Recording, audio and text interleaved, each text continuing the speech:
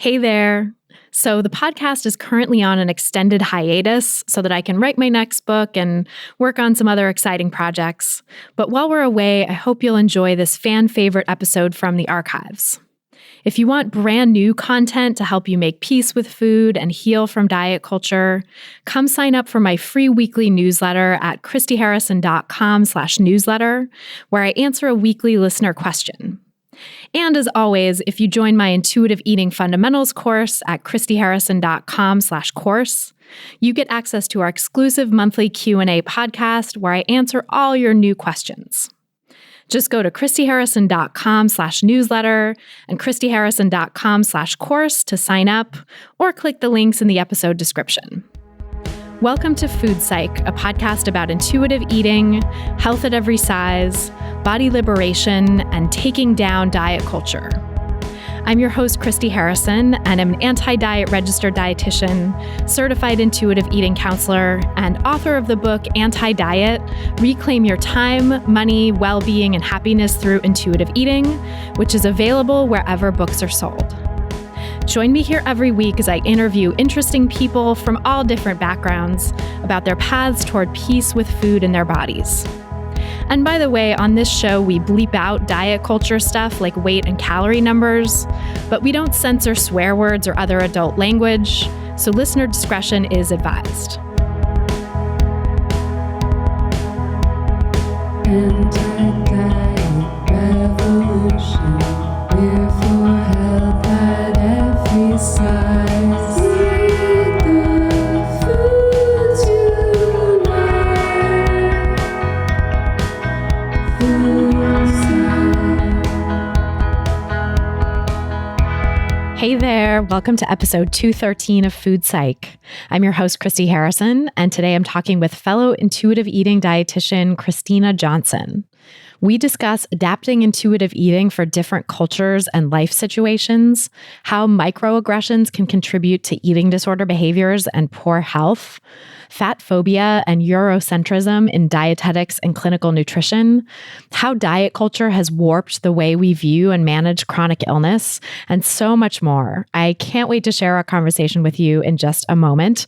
But first, I'll answer this week's listener question. My voice is still totally shot from recording my audiobook, and my throat actually hurts even more than it did last week, but I didn't want to leave you hanging for another week, so I picked a good question that I can give a relatively quick answer to, so I'm not talking forever. Also, by the way, I had such a great time recording my audiobook, and it's going to be available for pre-order very soon. So I'll keep you posted here once I have that info, as well as on social media, Instagram, email list, Facebook, all the stuff. So stay tuned. Okay, so now here's the question. It's from a listener named Jen who writes, "Hi, Christy. I'm up and down with eating struggles, and I'm not sure how much of it is a lack of intuitive eating versus eating disorder related. I have a history of anorexia and bulimia that I mostly recovered from, but I still have a bit of food obsession and body image issues that I'm holding on to. It seems to go in phases, a few good weeks of feeling good, and then back to it. I often find myself eating related to emotions, frustration, boredom, etc., and having a hard time listening to my body's cues for hunger. I have a hard time saying no to myself even if I'm not hungry. It feels more like my mind wants it than my body. I don't binge like I used to, but I feel I am overeating and eating unnecessarily and trying to get satisfaction from it, but often don't.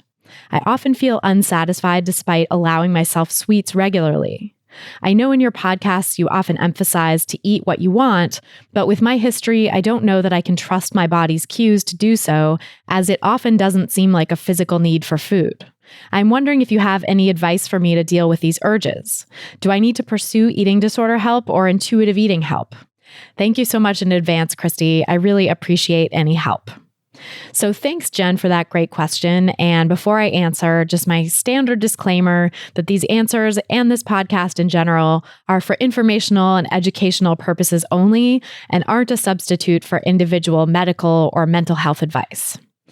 So first of all, I want to send you so much compassion because it sounds like you've been through a lot in your relationship with food. It sounds like you're still going through a lot in your relationship with food.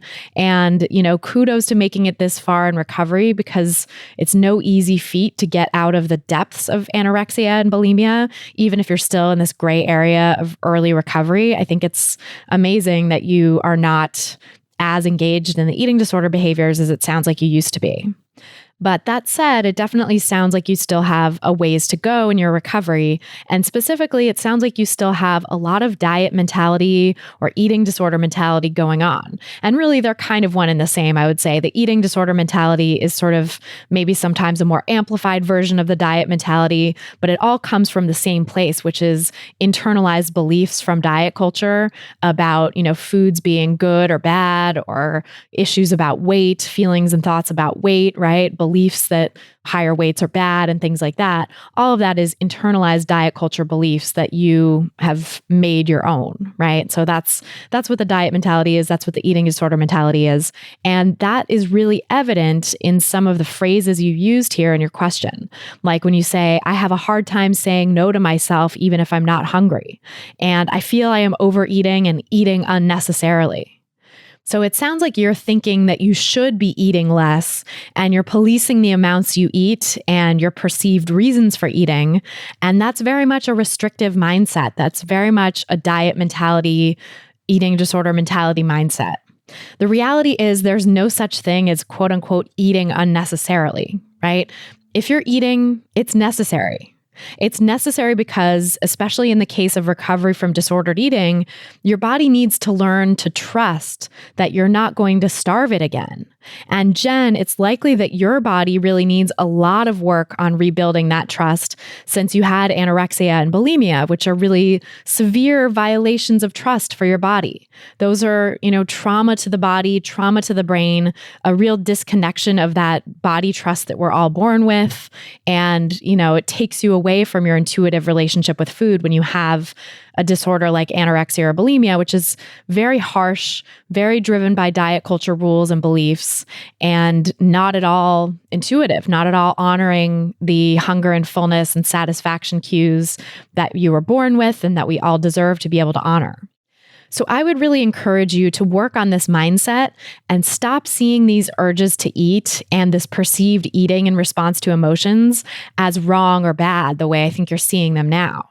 I would encourage you to get help from a dietitian who's versed in both eating disorders and intuitive eating and health at every size, because I think you need all of that in order to recover. I think you need definitely still some recovery from your eating disorder. It sounds like you still have some really restrictive thinking going on that you need to be able to recover from, maybe some restrictive behaviors as well when you're talking about trying to get yourself to stop eating, right? But you also, it sounds like you need some help in tuning back into your cues and starting to trust those cues a la intuitive eating. So finding a provider who gets that and also gets the health at every size paradigm and is not going to shame you for if you're in a larger body, the size of your body, or say anything that inadvertently makes you feel like you have to lose weight or anything like that. It's really important to find a dietitian who gets all of those things. So you can check out christyharrison.com/providers for my recommendations of providers who get it. These are all people who've been on the podcast, who really understand the anti-diet philosophy, and who I think have the best chance of being able to help you recover. Unfortunately, there are still too many eating disorder providers out there and even intuitive eating focused providers out there who are caught up in diet culture to varying degrees. So if you want to try to avoid that, I think my short list of providers who've been on the podcast is a great place to start, because I try to vet everyone really thoroughly before I even invite them onto the show. So, I at least have a sense that they are pretty well versed in all of these ideas and these philosophies, and they're not going to turn intuitive eating into a diet for you. And they're probably going to call you out for trying to turn intuitive eating into a diet. So christyharrison.com/providers is where to get that. Also, as I shared a few episodes ago on the podcast in the listener Q&A for episode 209 with Amy Severson, hunger doesn't always manifest as sensations in the stomach. In fact, far from it. So when you're judging yourself as quote unquote eating because you're not hungry, I don't think that really tells the whole story either. You likely are having non-stomach sensations of hunger that you just aren't identifying, such as thoughts of food, difficulty concentrating, anxiety, lots of other things. So check out that episode for a deeper dive into that, where I talk about the non-stomach signs of hunger and the sort of things that people overlook when they're trying to learn to honor their hunger. That's at christyharrison.com/209, christyharrison.com/209, or wherever you're listening to this, you can just look for episode 209. So I hope that helps, and just want to send you a lot of compassion and a lot of support in breaking free from these last vestiges of the diet mentality, these restrictive thoughts and beliefs about how you're eating, and just give you full unconditional permission to eat whenever you feel like eating for whatever reason, because you deserve it. You don't have to second guess your reasons for eating. You don't have to second guess whether it's really physical or emotional or mental. It doesn't matter. Those distinctions don't matter. What matters is allowing yourself full unconditional permission to eat for any reason so that you can rebuild that trust with your body after having it so damaged and so broken by the anorexia and bulimia, which are really, really harmful to your relationship with food, right? And your ability to eat intuitively. So again, thanks for that question, Jen. And for those of you listening, if you want to submit your own question for a chance to have it answered on an upcoming episode, go to christyharrison.com/questions. That's christyharrison.com/questions. And then if you want to ask me any question you want and have me answer it much more quickly than I can here, that question was from over a year ago, you can join my intuitive eating online course, Intuitive Eating Fundamentals. The course has a wealth of audio and written content that teach you the principles of intuitive eating, help you not turn intuitive eating into a diet. And I also do an exclusive monthly Q&A podcast where you get to ask me anything you want and listen to hundreds of answers I've given to other people already, so that you can really work through all the sticking points in putting intuitive eating into practice in your life. When you join, you also get access to our private community forum, which is exclusively for course participants. It's a wonderful place to go to get support from other people on this intuitive eating path and support each other, answer each other's questions, and just have a sense of solidarity as you go through this recovery from diet culture. A participant named Hester recently said, "Thank you for all you do to support me and fellow participants in this fantastic course." And another participant named Kareen said, "I love how much this course has helped me cut down on the food chatter in my mind and has helped me make more room for the things that matter to me most, like hobbies and family." If you're ready to break free from diet culture and reclaim the life it stole from you, you can learn more and sign up for the course at christyharrison.com/course. That's christyharrison.com/course. This episode of Food Psych is brought to you by my forthcoming book, Anti-Diet: Reclaim Your Time, Money, Well-Being, and Happiness Through Intuitive Eating. As I shared here a few weeks back, we have some great new bonuses that we're giving out to people who pre-order the book. So get on in there, place your pre-orders now, because you will get a complimentary enrollment to my 5-day Taste of Intuitive Eating mini course, a great deal on my 13-week Intuitive Eating Fundamentals course, that's the one I just mentioned, and an exclusive bonus ebook that includes a wealth of actionable tips, a concise guide to the anti-diet philosophy, a timeline of influential moments in the history of diet culture, and a never-before-published bonus chapter of Anti-Diet, one that is not in the final book that you'll only find here. Just go to christyharrison.com/book to pre-order the book, and then you can submit your proof of purchase at christyharrison.com/book bonus. So screenshot your receipt or your email that you get when you pre-order, and then go over to christyharrison.com/book bonus, submit the proof of purchase there, and you'll get all this great stuff. And if you already pre-ordered a while ago, if you're just hearing this now for the first time, thank you so much. You're amazing. I so appreciate it. And you're eligible for these bonuses too. No matter when you pre-order, you can get the bonuses anytime before the release date. So just go to christyharrison.com/book bonus to claim yours. And now, without any further ado, let's go talk to Christyna Johnson. So tell me about your relationship with food growing up. I honestly don't remember having a good relationship with food ever, not until like the last few years of my life. But I grew up in a really diety household. My mom's been on the diet since the 80s, and she was a teenager in the 80s. So it's been like really interesting to sort of grow up in that where I always knew when she was on a diet because that would change everything we were eating in the house. And she's always made comments about my body, whether it was comparing it to like family members or friends, cousins, people like on the TV. Like it was a constant comparison of, oh, this person compared to me. And so I think that informed a lot of my body image. Did she put you on diets ever? Did it change your relationship with what you were eating? She never really put me on a distinct diet in terms of like what we would think of, because I grew up in the 90s. So I grew up in like the low fat era. And she never put me on any distinct low fat diet. But I think I remember her telling me like I was no longer allowed to have seconds, and how that sort of shifted what I did because I started eating like more secretly because I was still hungry. And so I can remember like going back in the kitchen and making sure she was upstairs, and then I would like go in and eat some more of whatever I wanted. Yeah, I mean, I think it's funny how dieters and people putting others on diets don't realize that hunger is going to win out. Like hunger will still be there and hunger will find a way. Yeah. And I've always been a really hungry person, but I think that's just who I am. And I think for her relationship with food is not that great. It's still not that great. And so the way that she viewed food was impacting the way that I was allowed to view food, because she was like, well, I'm not that hungry all the time. I don't understand why you're so hungry. I'm like, well, we're different people. I'm a growing person. I'm a child. I'm trying to grow up, trying to lay down bone density. And you're trying to tell me that I shouldn't be eating as much as I am because you're not hungry. Did you have that awareness at the time, or was that something that took a while to come? I think I had a childlike perspective of it, of just being angry that I wasn't allowed to eat. Like on the weekend, we would be doing whatever, just like kind of running errands, and we'd have breakfast, and then she'd go all day and I'd be hungry, and she'd be upset that I would be like, Mom, I'm hungry. I'm ready for lunch. She's like, well, I'm not hungry. So we're going to keep going.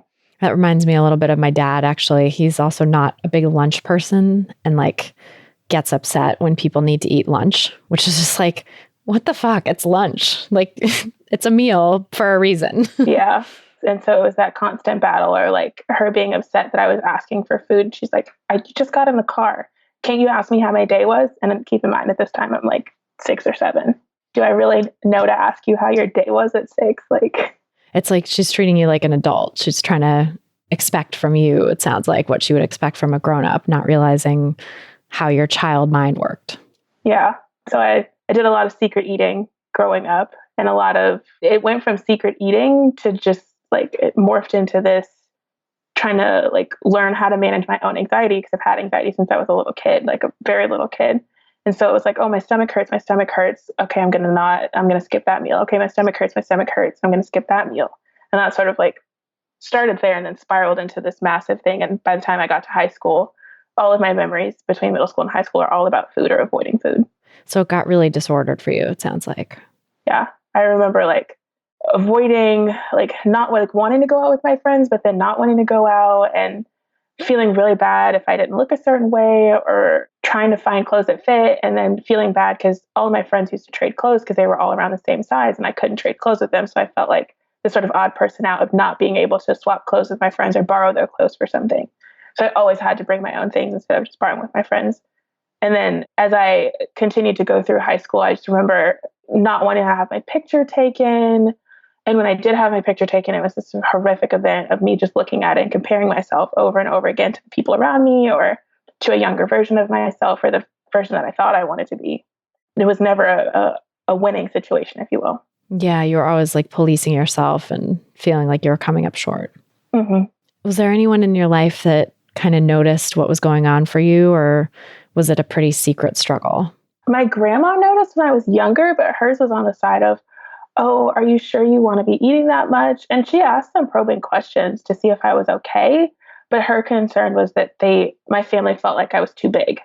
And so they were trying to see if they could sort of like figure out what was wrong to manipulate my body back down to a different size. More like food and body policing, basically. Yeah. And I don't think anybody really ever registered anything was wrong, because they all just said I looked really good.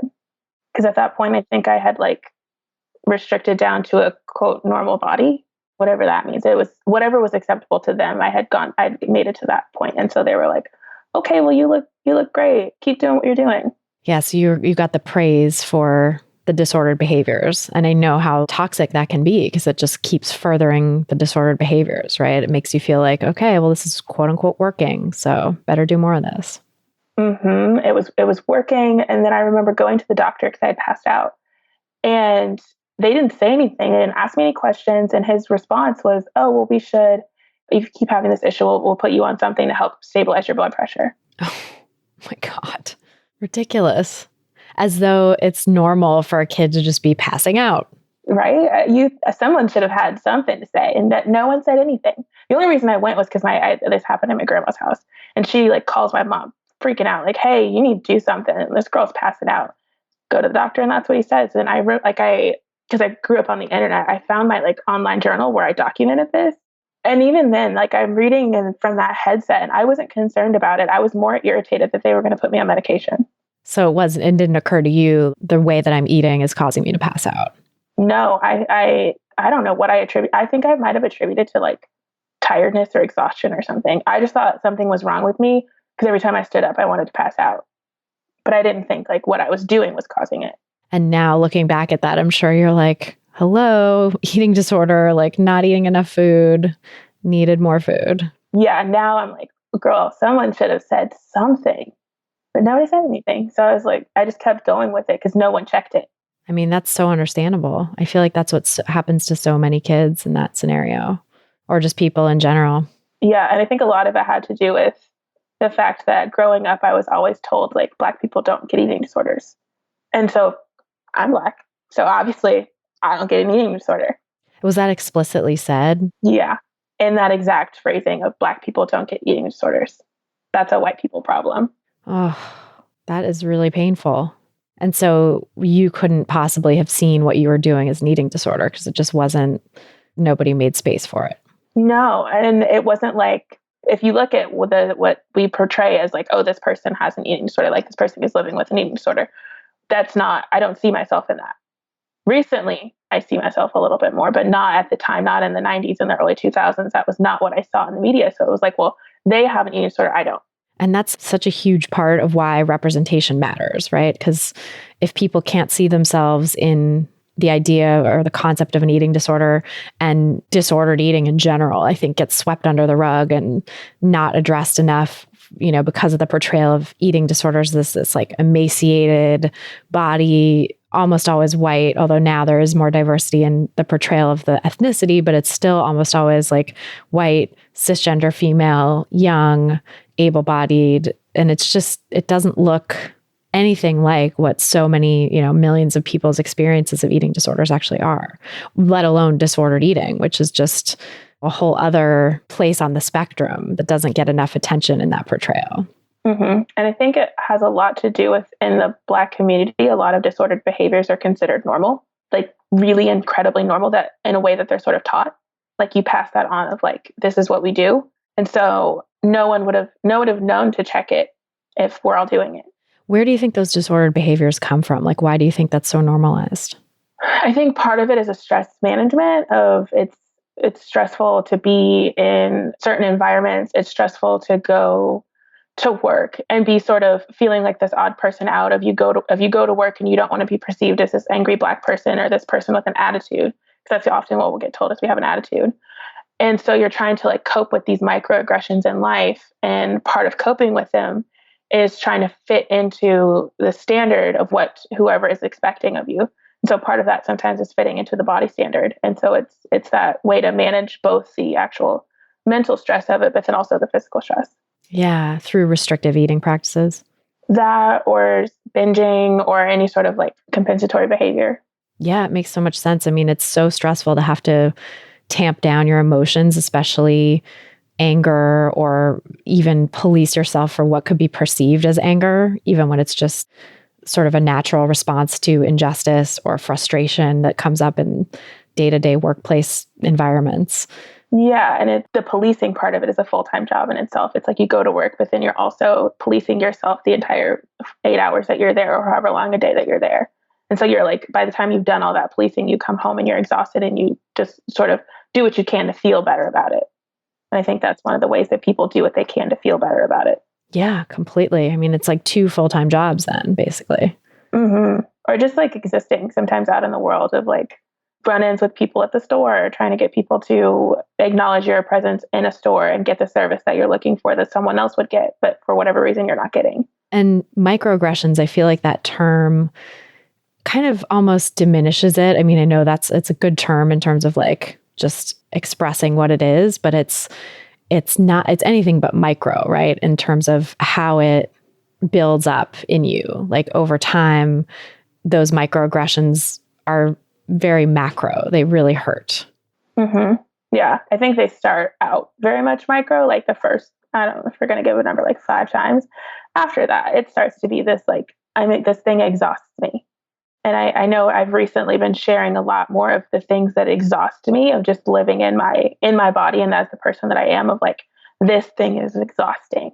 And I'm kind of tired of dealing with it. And the self-care that goes with having to deal with it, because that's a perpetual self-care of like, I'm going to have to keep taking care of this particular part of my life because for whatever reason, this doesn't seem to be going away. God, it's so painful. I hate that exists. I hate that racism exists and that such a casual day-to-day level that you have to be constantly working to deal with it. Yeah, I don't think you ever get good at it. I think I've learned to sort of suss out when I think that this is going to be a bigger issue than what I'm willing to deal with. And so I found those sort of boundaries around that. But I think growing up, I didn't know how to deal with it because I went to a school where I was one of like a handful of Black people. And so to be in this environment where I could be in a classroom, and this was my learning environment all the way through, I think up until grad school, where I was the only Black person or the only Black female, or maybe one of 2 or 3 other Black people. So you probably felt like in the same way that, your older family members had to go to work and keep themselves in check. You were having to keep yourself, not convey any quote unquote attitude when you're at school. Not any attitude, not seem overly, and I'm going to use air quotes around the word ghetto, or not seem overly whatever. I have this really distinct memory of watching a video in class. And it was a Black girl, and I think she was doing some like traditional African dance. And the kid sitting next to me says, the more she does that, the weirder I think you are. What? Yeah. Oh, Lord. Oh, and so you're having to like deal with comments like that without like just punching him. I don't think I even wanted to punch him so much as I wanted to get out of my skin. Because you're made to feel like you're the weird one. And I was sitting still. Yeah. So it wasn't like I was moving. It was someone else moving, someone else doing a dance that I thought was really cool. I distinctly remember thinking her dance was really cool. So he just shamed you for thinking it was cool, basically, too, in addition to making you feel like... Yeah. And I didn't even say anything. I'm just sitting there watching. And it was just this like very just distinct feeling of like, I wanted to get out of my skin and I didn't want to be in that room anymore. Because I'm like, gosh, now he thinks I'm weird. Is everybody else going to think that? Do they think I do this when I go home? Because that's not what I dance to when I go home. It was the 90s. I danced to like Lil Wayne and whatever else was popular at the time. Right. What was the context of that video? Like, what was the teacher trying to convey?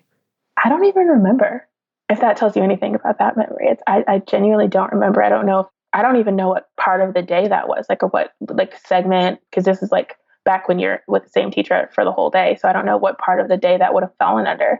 I just remember watching it, like we're watching this video on this TV and that was the comment he made. And yeah, it's pretty telling that that's the thing that stuck with you, because we know that things that are traumatic and painful tend to stick, and then the other details tend to like filter away. Mm-hmm. Yeah. So growing up in that environment, it sounds like you really needed something to feel like a coping mechanism. And you also probably needed a way to feel like you fit in. And thinness is definitely a way to feel like you fit in this culture. Mm-hmm. I think that was my way of like sort of distancing myself from my own Blackness, but then also trying to fit in with the group, because Blackness wasn't really the thing to be in that particular setting. And so it was and then it was also the act of balancing, because I go to school, I'm surrounded by white people, but then I go home and obviously my family's Black, and trying to fit into both worlds and not really sure how to do that dance. Well, it sounds like the dieting piece maybe was a commonality for both. Mm-hmm. Yeah. I grew up in the 90s, so this is like low fat era. And I remember being in the cafeteria and seeing girls with these different like diet meals. Like, didn't matter what size they were. They just all had these diet meals. And I remember thinking, oh, I really want to do that. Like, but I don't know how to ask for it. oh, I wonder if my mom would buy that for me. Like, and looking back, I'm like, oh gosh, girl, no, you didn't want that. That food didn't even taste good. Right. No, but at the time, I mean, I can see why it would feel like the thing to do, because you were already pursuing thinness and dieting. And then also like, it's sort of a way to fit in, to have the same kind of foods as other people at school. Probably a lot tied up in that. I think the only thing I forgot that everybody else had was those snack wells. Oh, yeah. Whatever. Yeah. I ate quite a few sleeves of snack wells in my day. I mean, I can go home now and there's still diet snacks in the house, but I think at the time that was like genuinely what we had was the snack wells, or the ones with a calorie count on the like pack, like that's how they're selling it to you. That was my jam at the time. Yeah, no, totally. I think that sums up like 90s era food. It's like calorie controlled packs, low fat, and sort of it was marketed as like healthy, but it wasn't this sort of wellness halo that foods have now. It wasn't like whole food, plant-based, it was more overtly diety. Yeah, I think I probably would have ended up worse off if I would have grown up in this period. With like the more insidious diet culture. Yeah. Because I now, as like a practicing dietitian, I get family members that call me all the time, like, should I do this? Should I do that? With these random things on the internet. Because they have access to it, because now we all have access to the internet. And so the amount of fires I have to put out of like, no, you don't really need to do that. No, that's not really that evidence-based. No, just stop going on the internet, please. Yeah. Please. Just don't look at any of this stuff. It's terrible.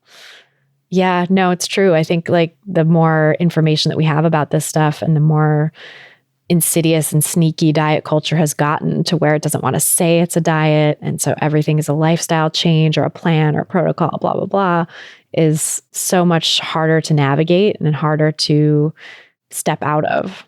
Well, yeah, and it's everywhere. It's not like it's one part of my life. It's if I go to school, they're talking about it. If I go to the house of like a place of worship, they're talking about it. If I go to the clothing store, if I go to the doctor, if I go to the shoe store, like it doesn't matter where you're going. It's literally everywhere.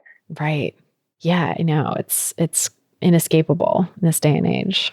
So how did it unfold for you from there when you were dieting in high school? Did things end up shifting for you when you went away to college, or?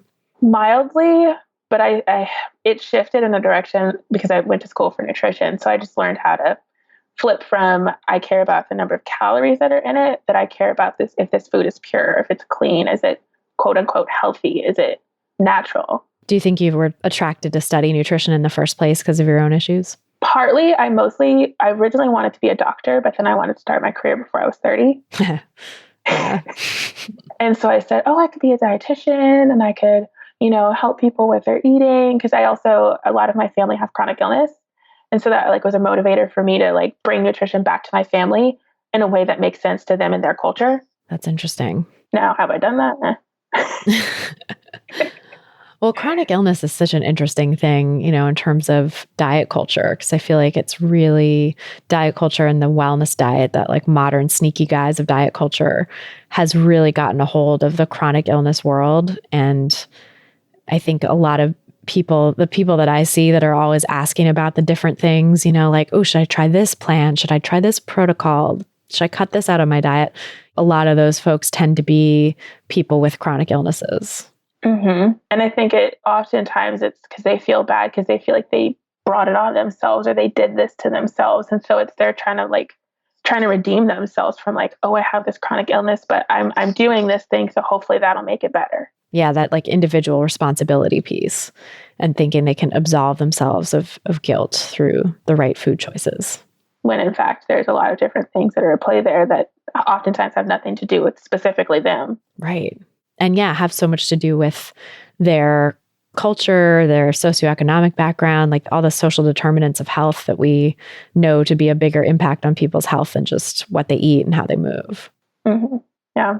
And that stress piece, I mean, like what you were talking about, that sort of visceral idea of like having to deal with microaggressions every day, having to police yourself and your emotions and your emotional expression, that stuff is stressful and that takes a toll on your physical health.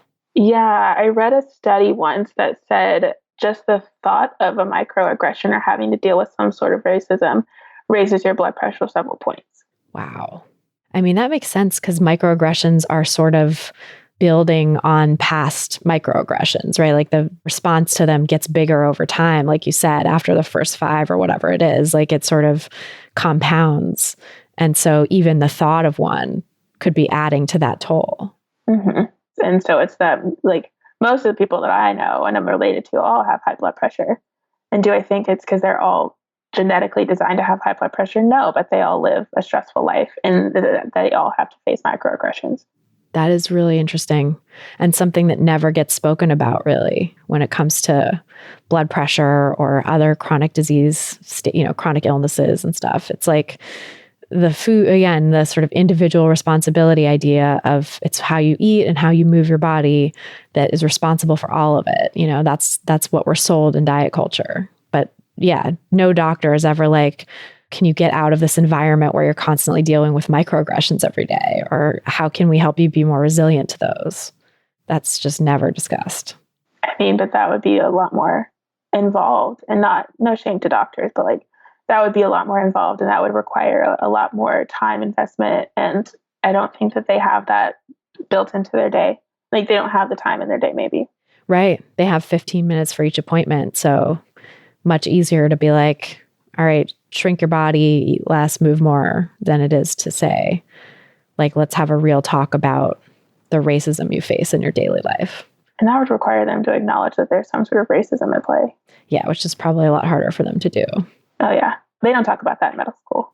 No. Very true.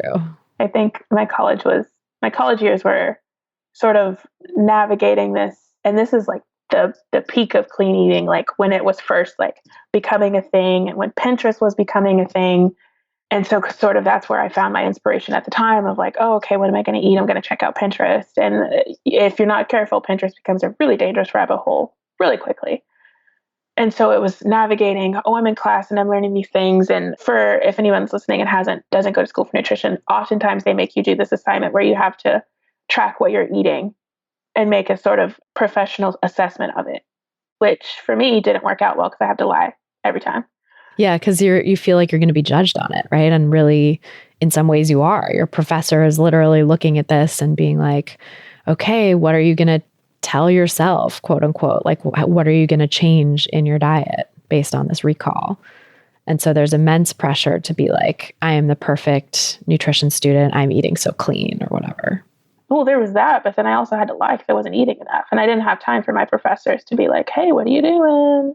I didn't want them to not even scrutinize. I just didn't want them to ask questions. I didn't want them to ask me if I was okay or what I was doing. I just wanted to be able to get through my degree and my business.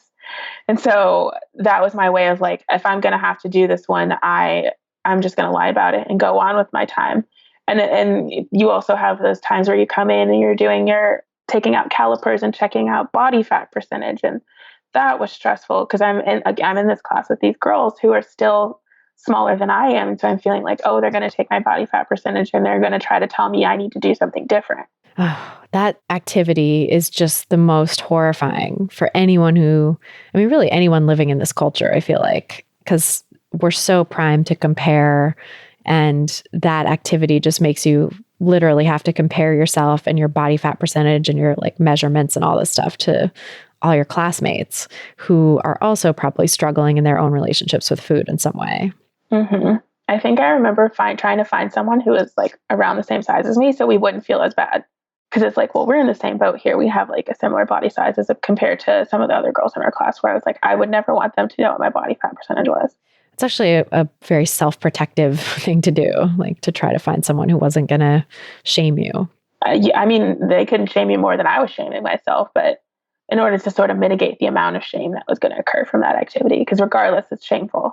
Like it's going to be shame-inducing. Yeah, there's no way around it. Yeah. So you knew, it sounds like, that you weren't eating enough at the time. Had you learned that in school? Did you always kind of know it, that you were doing something disordered? I think it clicked in college that I was doing something that wasn't okay. Because up until that point, there was no one, we didn't really have like nutrition education up like through my public school education. That wasn't like an entire class where you just got to learn about nutrition. We talked about it like here and there in health class, but it was just, oh, eat your fruits and vegetables, eat whole grains, but nothing about the actual amount of energy any particular person needs. So by the time I got to college and had started getting into nutrition and medical nutrition therapy, that's when it started to click to me of like, wait a minute, maybe I'm not eating enough and maybe something is going on. But you weren't really ready to change it yet? I think I was, because I had gotten pretty tired of feeling so trapped and so exhausted all the time. And so that was where it started, like the wheel started to turn. I'm like, oh, I think I'm ready to do something about it, but I didn't really do anything about it till I got to grad school. Yeah, so you're kind of in the contemplation phase. Yeah. And yeah, what was it like being a nutrition student and sort of knowing that you needed to be eating more, like knowing that something was up with your relationship with food? Did you feel additional shame from that? Like you had to hide those behaviors? I don't think I felt like I had to hide them any more than I already was hiding them. I think it was more of, I wanted people, I felt like I already had this disadvantage because the body that I exist in is just a naturally curvy body. And so I didn't want people to think that I was a quote bad dietitian for my size. I feel like that's so common. Yeah, I think that's really what it was, because at the time, I didn't meet my first Black dietitian until I was a junior in college. And so it was this weird space of like, I knew I wasn't the first Black dietitian or like nutrition student, but I was like, I don't know how many are there and where they are, because they sure aren't in Fayetteville, Arkansas. So that's where I went to school. And so I was like, they're not here. I don't know where they are, but they're not here. And so I think it was that like space of, I want to change, but I also don't want my body to change because I don't want people to think I'm a quote, bad dietitian. And I don't want people to think that my professional advice, my professional assessment is invalid because of the body I exist in. I think that's such a barrier to dietitians going into the field in the first place who are in larger bodies. And I feel like it makes it also very hard to be a dietitian in a larger body because of that perceived and actual weight stigma that exists in the field. Yeah, it exists in the field, but I think it also exists coming from the outside of, I remember my mom in college telling me like, Christyna, you better be careful. Otherwise people aren't going to take you seriously. So like a judgment of an outsider to the field too, of course, of like thinking what a dietitian quote unquote should look like. Mm-hmm. So you said things started to change for you in grad school? Yeah, I moved to a new state. I was at a new school, and I'm really grateful that they had 12 free counseling sessions per school year, which I found out since then is practically unheard of. What a progressive school to have that too, because I think probably every college student could use that in the world. Everyone in the world could use that, actually. Free counseling all the time. But yeah, I don't know of any schools that offer that. No. And so it worked out well because I went in, me being me, I went in for my anxiety and not for my eating problems. But of course, they come up while I'm in there.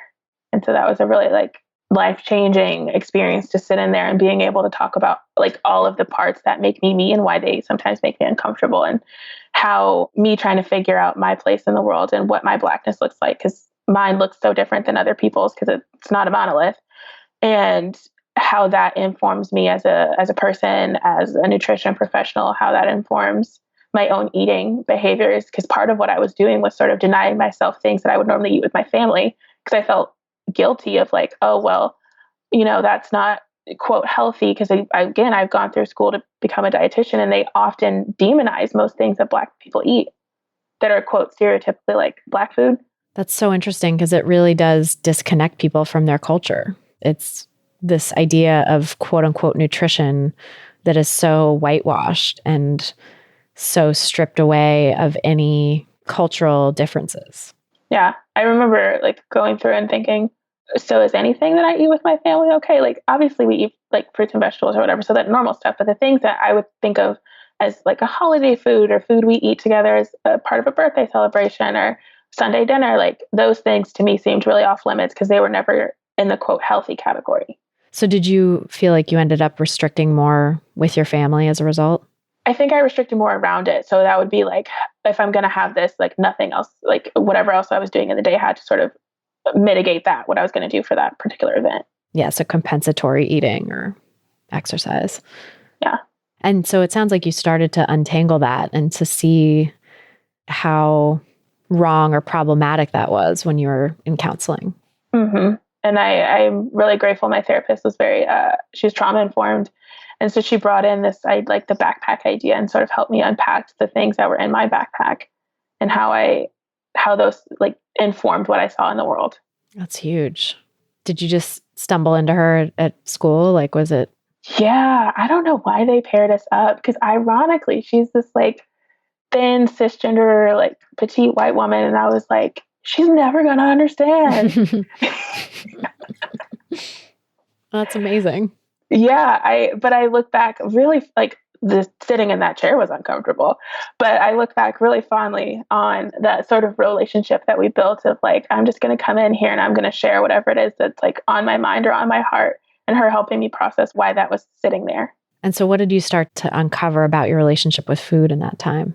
That was really how I escaped really uncomfortable feelings about my body, about being a Black female and feeling like nobody loves us, and how I dealt with growing up in this really diety sort of body policing home that has its own other issues that come with that. And then also navigating how I decided to go into a field where I felt like no matter what I did, I was going to stick out. And not because I'm a female, but the other parts of me that aren't, quote, dietitian.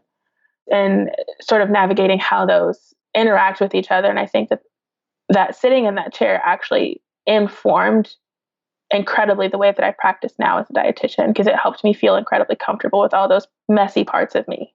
And that's, I feel like, not an experience that most dietitians get. I mean, we're not required to have our own therapy. We're not required to have our own nutrition counseling even. And the way that therapists are required to have their own therapy usually. And I think that is so important to, and therapists are also required to have supervision, sort of ongoing consultation with a mentor that they can bring all the stuff, the countertransference and the stuff that's coming up for them in sessions with their clients and, process that with a mentor so that they can then go back and do their work. Like we just don't have that mandate as dietitians. And I feel like we really lose out on that ability to like get to know ourselves and get comfortable with ourselves. And it's only those of us who sort of, I also stumbled into therapy from, because of my own anxiety, not anything to do with eating issues. My mom's also a therapist, so it was kind of normalized in our household to have therapy. So I felt like, even though I didn't have therapy as a kid, I think my parents were sort of invested in feeling like they were doing a good job. So like therapy kind of wasn't an option for me as a kid, actually. But then as an adult, it was very much like, yeah, you go to therapy. That's great, whatever. And so I feel fortunate that I got to have that experience and have someone help me process all my stuff around food and body image. But I think so few dietitians get that in our training and are just kind of shoved out into the world like, okay, go counsel people, without that opportunity to actually self-reflect and sort of know where we sit before we go into it. I think it's important to sit on the other side of the chair. I think having sat in that chair and feeling really uncomfortable makes it so, one, so that I can sit in the discomfort with my own clients, but then two, just like knowing what it feels like to be on the other side and have someone telling you something, or sort of trying to navigate what it feels like to have a professional relationship, and that I'm going to know way more about one person than they're going to know about me. Yeah, it's this awkward sort of not quite natural experience. Like it's not the kind of experience we have in life where it's a conversation where two people are giving and taking, but more of a one-way street. Yeah, I think that's really cool that you had like therapy was sort of normalized for you, because therapy was not normalized for me growing up. It very much was like, you don't go to therapy, only quote crazy people go to therapy, and Black people don't have mental illness. End of sentence. Yeah, that's rough, because that really it isolates you and sort of takes away that potential avenue for help. Yeah, I don't think I would have, but going to therapy, that's where I realized like, oh, I have anxiety, and not that I just have stomach aches every day of my life. And I, my heart races and all these things, all these typical things that we would think of as symptoms of anxiety. I didn't think of them as anxiety. I just thought I was a worrywart. Yeah, it's like pathologizing it, right? Making it out to be, which it's so ironic how like understanding things in terms of psychology, even if they have like a diagnostic label, to me, that's always taken away the pathology of it. That's made me feel more like, okay, I'm a part of something. I have this thing that has a name, and it's not like a bad name. It's just a condition that millions of people have experienced and that there is help for, rather than having it be pathologized. Like there's something wrong with you. You're a worrywart. Like get it together.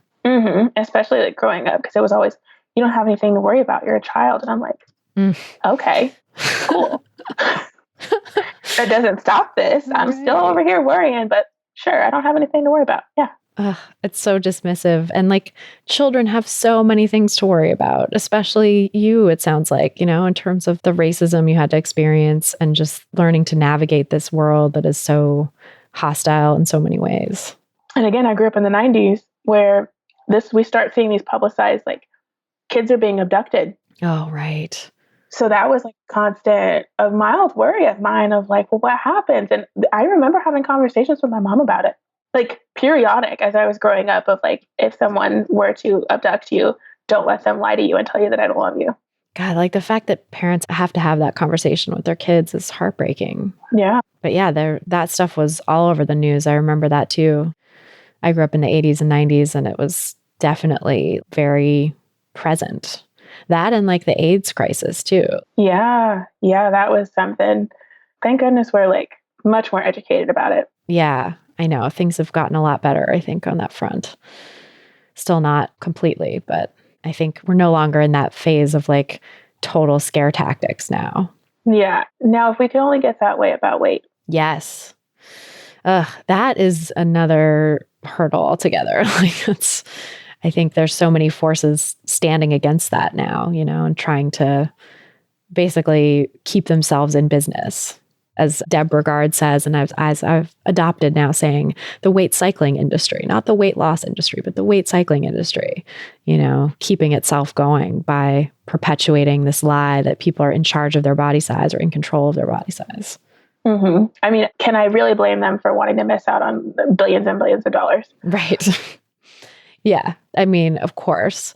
And I feel like there's billions and billions of dollars to be made on actually helping people. I mean, I think there's billions and billions of dollars. I think there are billions and billions of good sleep dollars of like, I can go to bed sleeping well, knowing that I help someone and that it's not actually doing them harm. Yes. That's such a better way to make a dollar too. Like I would much rather have, fewer dollars to a point where I'm comfortable and have my needs met, but like fewer dollars and be able to sleep at night than all the dollars and not be able to sleep at night.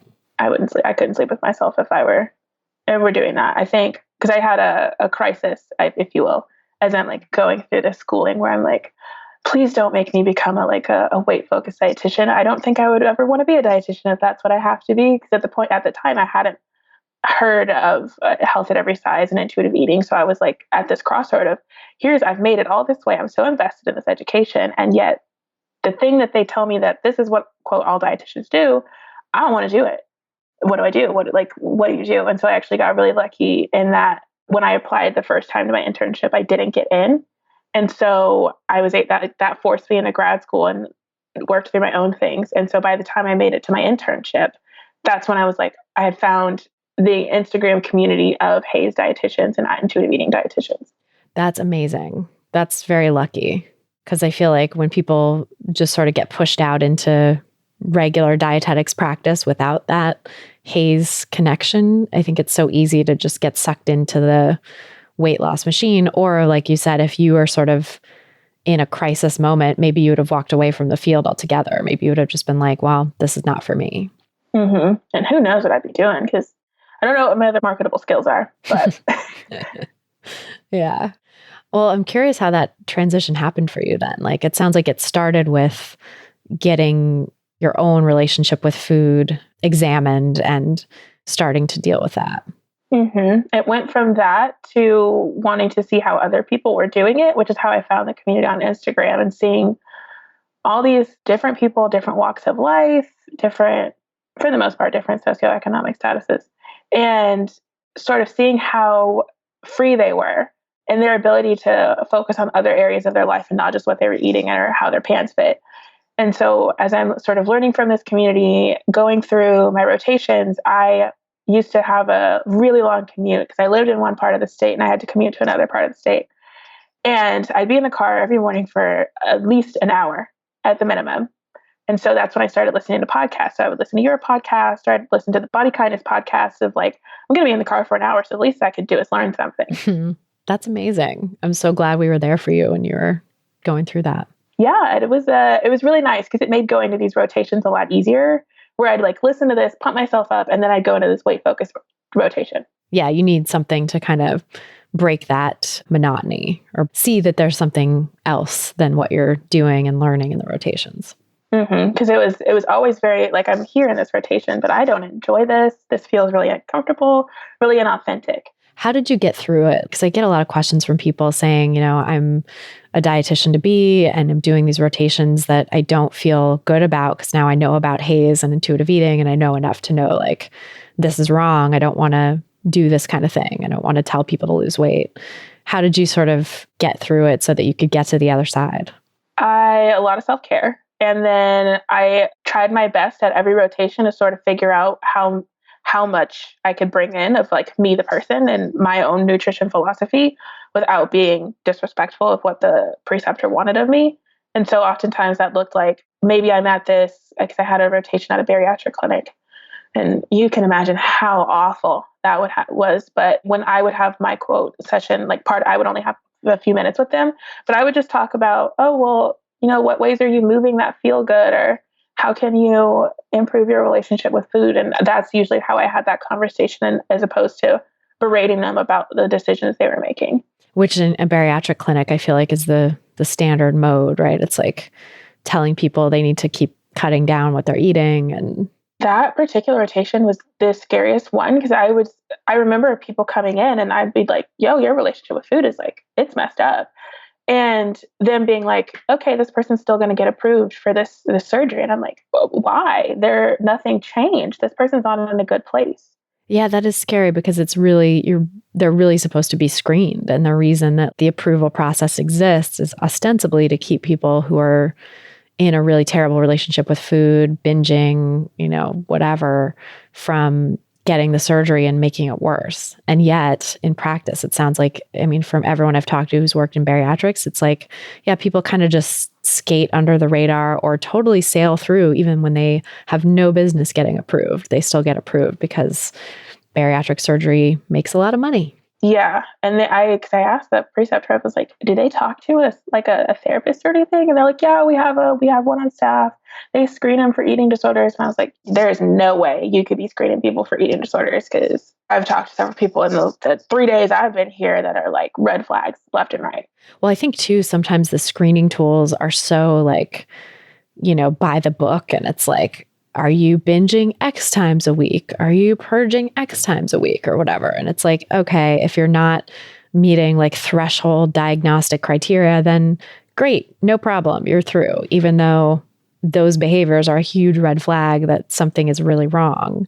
And in a peaceful relationship with food, people wouldn't be doing those things. Yeah. So that's usually what I did, was very much, in my clinical rotations, I had a specific preceptor that was upset that I didn't document what body class they were in. And I was like, well, I didn't really think about it. And she's like, well, what do you mean you didn't think about it? I was like, well, they're in a coma. There's a tube down their throat. I'm not really trying to make them lose weight right now. Yeah. Was that one of her things? Did she want you to put them on a calorie restricted tube feed? Yeah.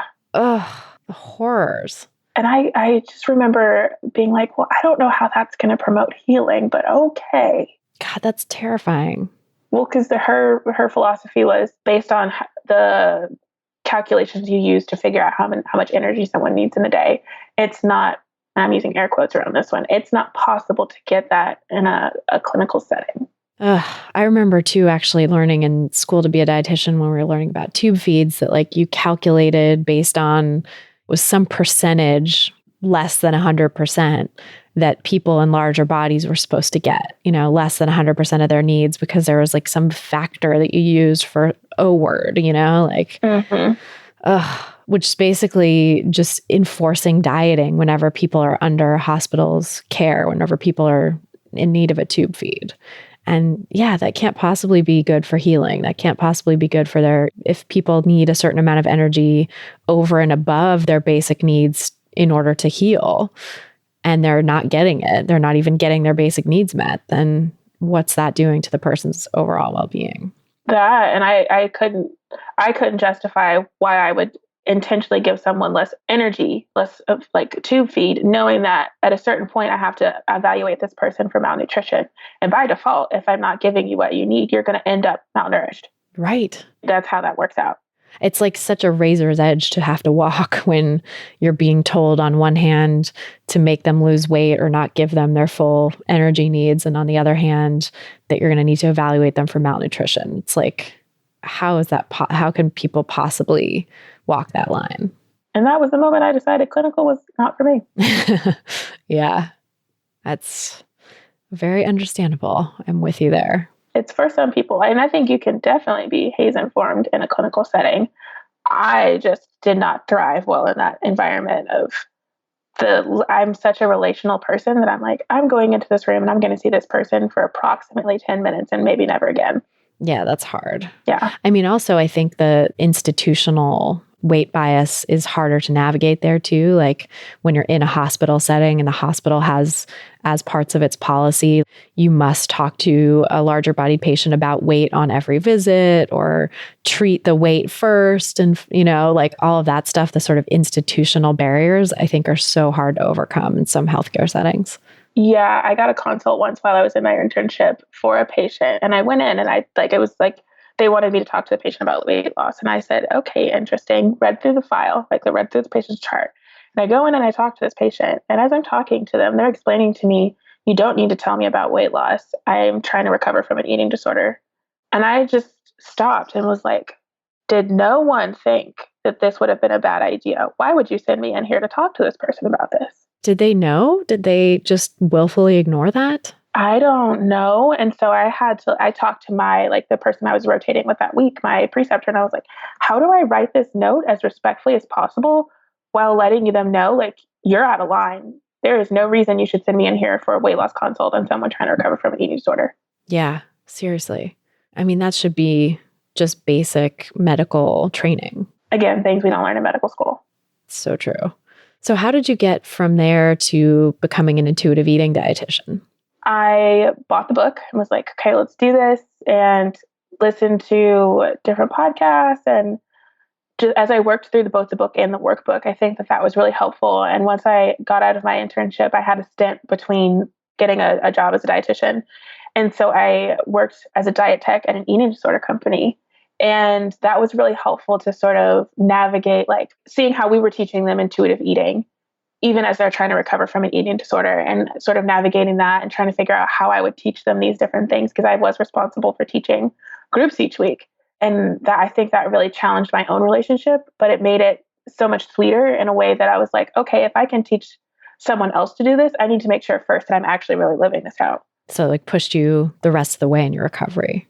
Yeah. That's awesome. I feel like that's so common too for people who work in this field, to have the work actually get us over the finish line. For me too, I think when I was first training to work with eating disorders, I was recovered, but I think I still had those lingering little thoughts and diet-sized portions that I would serve myself of certain things without even thinking, just the unconscious rules and beliefs that I didn't even know I was still holding on to, that working in the treatment center really just kind of pushed me over the finish line with that too. I imagine it as grabbing you by the shoulders and shaking you a little bit and being like, hey, come on, you're almost there. You can do it. Totally.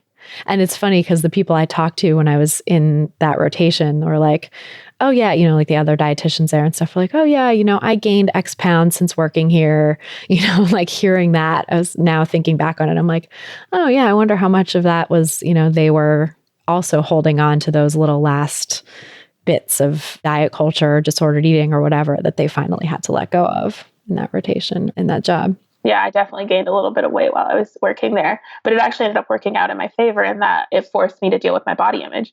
And so as I'm learning, navigating that space, it made it to where I was like, oh, okay, I'm teaching this to these people, but then I need to practice this in my own life. And as I'm practicing it in my own life, it becomes easier to share nuggets of this is going to come up and this is going to feel uncomfortable, but you can make it through that.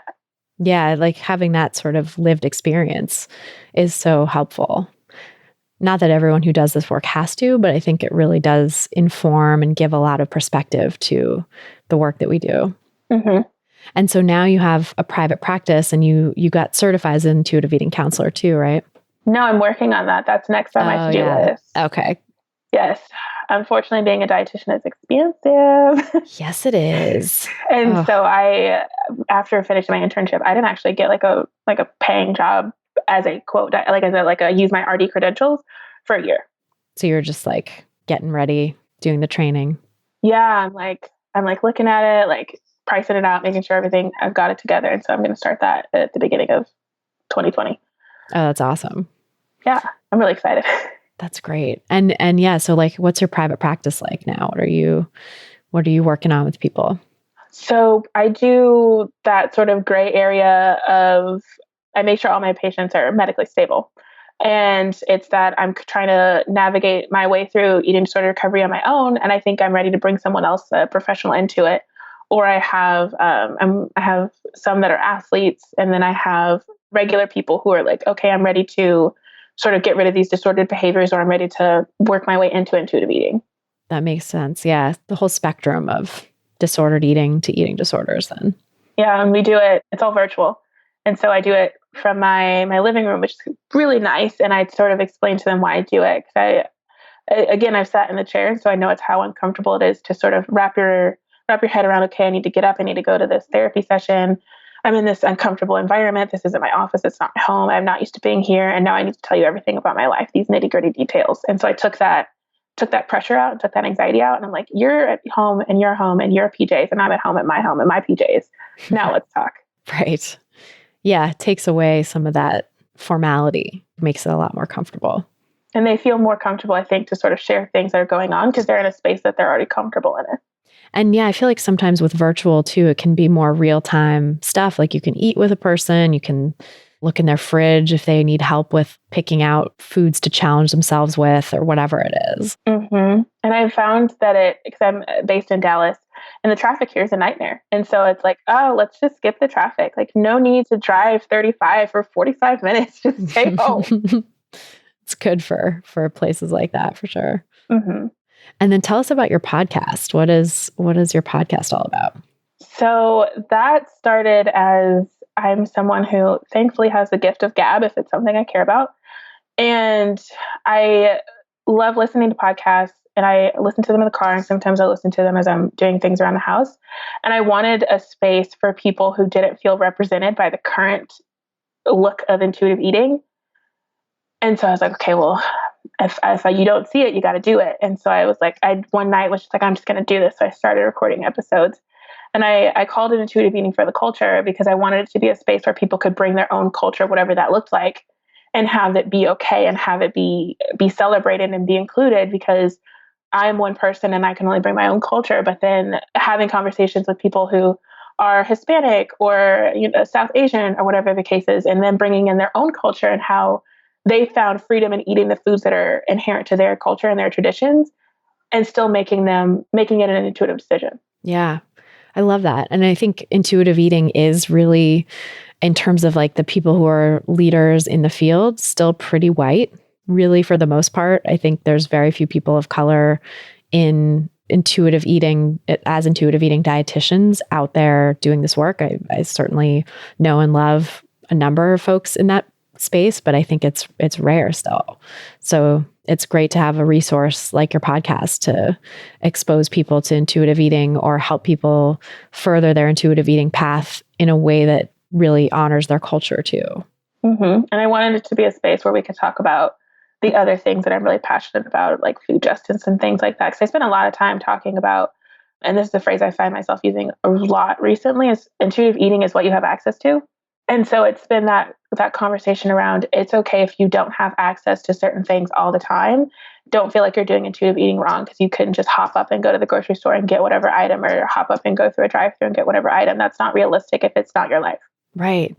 And I think that's a huge piece of that, really needs to be said with intuitive eating, is that it's not just for privileged people. It's not just, being able to just get whatever you want whenever you want. That's not realistic for almost anyone, but especially for people who are working with a limited budget or food insecurity or economic instability or have, lower socioeconomic status or whatever. It's not practical. It's not possible to just always have exactly what you're craving.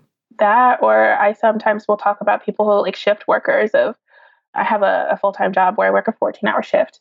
And so that's a long time to be at work. And what does it look like to navigate intuitive eating when you're at work for 14 hours or a 12-hour shift if you're a nurse? Or what does it look like if you work overnight? Yeah, what have you found is helpful for that? I found, depending on what they have access to in terms of breaking, because I, as a supervisor, have a little bit more leniency in my day, but I'll oftentimes recommend making a meal more satisfying. So I'll recommend adding more protein and more fat to it in order to keep you satiated longer, to sort of help with that. If you're on a shift for a long time, you're going to get hungry. And if you don't have time to stop for a snack every few hours, then making your meals more satisfying is going to honor that hunger that could potentially come up. Yeah, totally. Having meals that sustain you for longer stretches. And actually having meals that sustain you. I think that one's been my biggest one of please don't work a 14-hour shift and think a salad is going to be sustainable. Oh, no. Don't do that. No, that's terrible. And did you learn some of that by trial and error? Did you have your own experiences when you first started working those long hours of oh crap, I don't have enough to eat? Yeah, I think having worked before that, worked with in the eating disorder clinic, I think that helped me be I should pack multiple snacks just in case. And so it was navigating what's going to sound good. And if I'm, because I'm there later at night. And so what's going to sound good late at night versus first thing in the morning? What's going to be satisfying if my day is really, really hectic? Because I work in a hospital. And so as the patient count goes higher and I have more things going on, I'm not going to have as much time to sit down and eat. So figuring out, okay, if I'm going into cold and flu season, what do I need to pack that's going to pack the punch, but not make me have to sit down every 10 minutes to do whatever it is, to eat snack or whatever. Yeah, because for a lot of people with shift work too, I think it's not even really possible to take breaks and have a snack periodically. It's you get one break or you get two breaks or however many breaks. And then it's just go to the bathroom as needed, but you probably don't have time to sit down and have a meal or have a snack that's at all involved in that space. Yeah, I on those shifts, I've found that I can't even sit down and have my meal because I get interrupted of hey, Christina, we need you to look at this, or hey, can you take this phone call? And so I have to kind of stop what I'm doing to attend to the duties of my job, which is fine. That's what I get paid for. But it's learning how to still make that meal count towards my nourishment and making sure that I'm going to make it through that day, because that's a long day. And I can tell if I'm not nourishing well, because I'll get to the end of the day and I'm exhausted, beyond what I would normally be.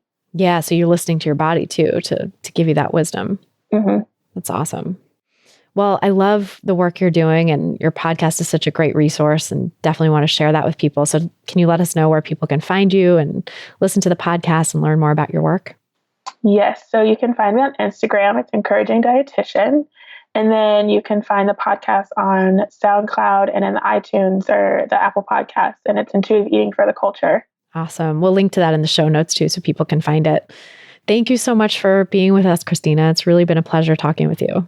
Thank you for having me. This is I'm having a fangirl moment right now. Aw, so sweet. Thank you. You're welcome. So that is our show. Thanks again so much to Christyna Johnson for joining us on this episode, and thanks to you for listening. If you've benefited from this podcast, please help other people find it by sharing and subscribing on Apple Podcasts, Stitcher, Spotify, or your favorite podcast platform, whatever that may be. You can find all the places to subscribe at christyharrison.com/subscribe. That's christyharrison.com/subscribe. You can also leave us a nice rating and review in your podcast provider of choice, which is another way to help spread the anti-diet message, get the word out about the podcast, and is always really appreciated when I read those nice reviews. If you're looking for some practical tips to help you get started on the anti-diet path for yourself, grab my free audio guide, 7 Simple Strategies for Finding Peace and Freedom with Food. Just go to christyharrison.com/strategies to get it. That's christyharrison.com/strategies. For full show notes from this episode, including all the resources we mentioned, plus a full transcript, head over to christyharrison.com/213. That's christyharrison.com/213. And to get the transcript, just scroll down to the bottom of the page and enter your email address. This episode was brought to you by my online course, Intuitive Eating Fundamentals.